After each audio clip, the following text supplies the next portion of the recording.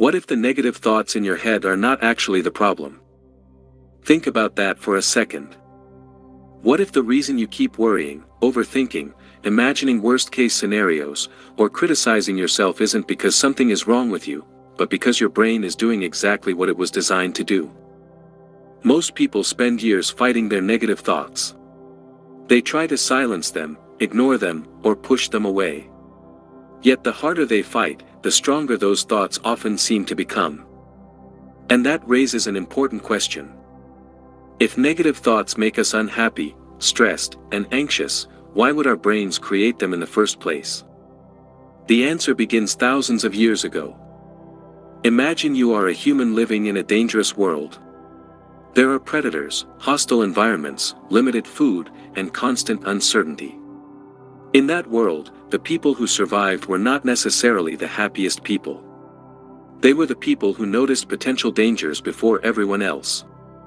The person who thought that noise in the bushes could be a predator survived. The person who assumed everything was fine sometimes didn't. Over time, the human brain evolved to become extremely good at spotting problems, risks, and threats.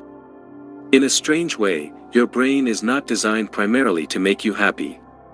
Its first job is to keep you alive. And survival often requires paying more attention to what could go wrong than to what is already going right. This creates something psychologists often call a negativity bias. Notice what happens in your own life. You might receive 10 compliments and 1 criticism. Which one stays in your mind all day? You might have a week filled with positive experiences, but one embarrassing moment keeps replaying in your head at night.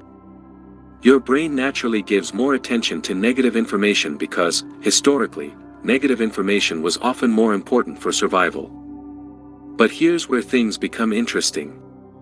The modern world is very different from the world your brain evolved in. Today, most of us are not running from predators. Yet the same survival system remains active. Instead of worrying about wild animals, the brain worries about social rejection. Instead of scanning for physical danger, it scans for emotional danger. What if they don't like me? What if I fail? What if something bad happens? What if I'm not good enough? The brain doesn't always distinguish between a threat to survival and a threat to your self-image. To your nervous system, both can feel important. This is why negative thoughts often appear before a presentation, an interview, a difficult conversation, or even before posting something online. Your brain is trying to protect you from possible pain. The problem is that protection can sometimes become overprotection. Imagine having a smoke detector that works perfectly. It alerts you when there's a real fire. That's useful. But what if the smoke detector became so sensitive that it went off every time you made toast? Suddenly, the alarm itself becomes stressful. For many people, that's exactly what happens with negative thinking. The brain starts treating ordinary situations as potential threats. A delayed text message becomes evidence that someone is upset. A small mistake becomes proof of failure.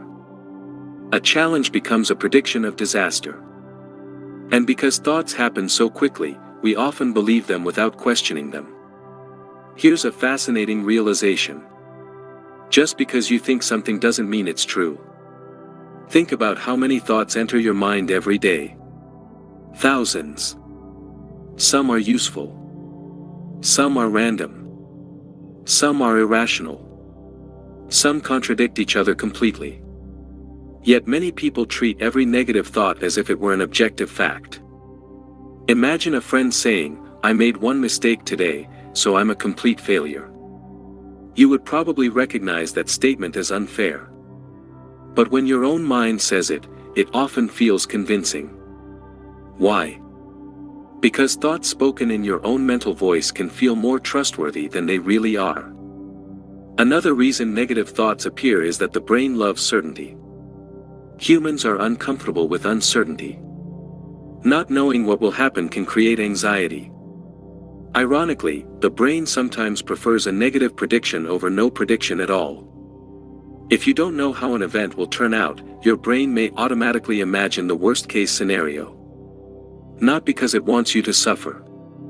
Because it wants to prepare you. It thinks that if you expect disappointment, failure, rejection, or embarrassment, you'll somehow be safer. But life doesn't always work that way. In fact, constantly rehearsing negative outcomes often creates stress without providing any real protection.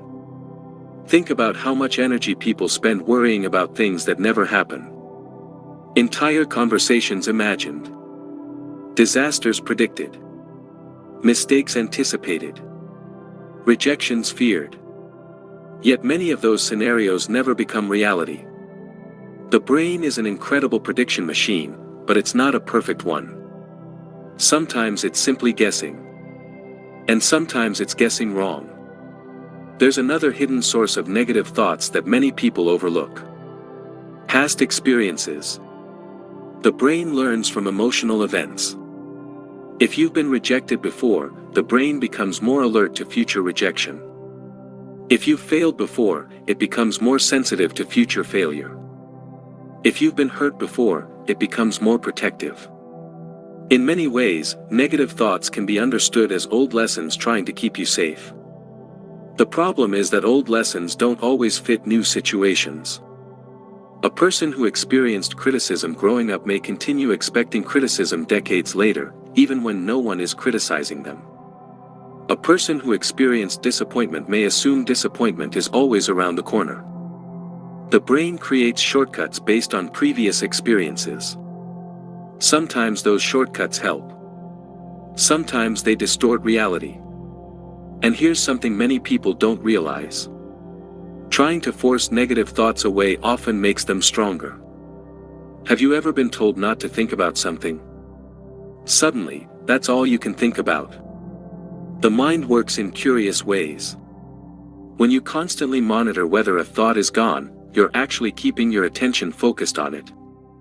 This is why many modern psychological approaches focus less on eliminating thoughts and more on changing your relationship with them. Instead of asking, "How do I stop this thought?" a more useful question might be, "Do I need to believe this thought?" That's a powerful shift. Because thoughts are mental events. They are not commands. They are not prophecies. They are not necessarily reality. They are simply thoughts. And once you begin seeing them that way, something starts to change. You create a little distance between yourself and what your mind is saying. You realize that the voice in your head is not always an accurate narrator. Sometimes it's cautious. Sometimes it's fearful. Sometimes it's exaggerating. Sometimes it's replaying old fears that no longer serve you.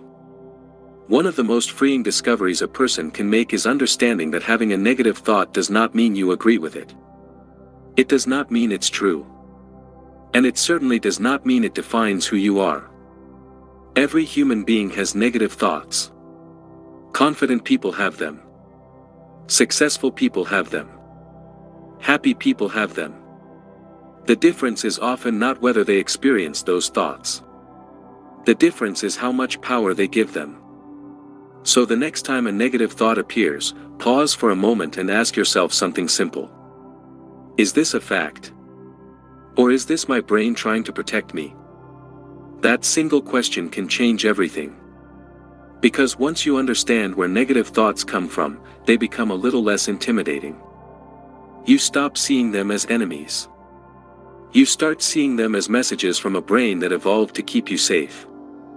And while that system is remarkable, it isn't always accurate. Your mind is powerful. But not every thought deserves your trust. Some thoughts deserve your curiosity. Some deserve your skepticism. And some deserve to simply pass by without becoming part of your story. The goal is not to have a perfectly positive mind. The goal is to understand your mind. Because understanding creates awareness. Awareness creates freedom.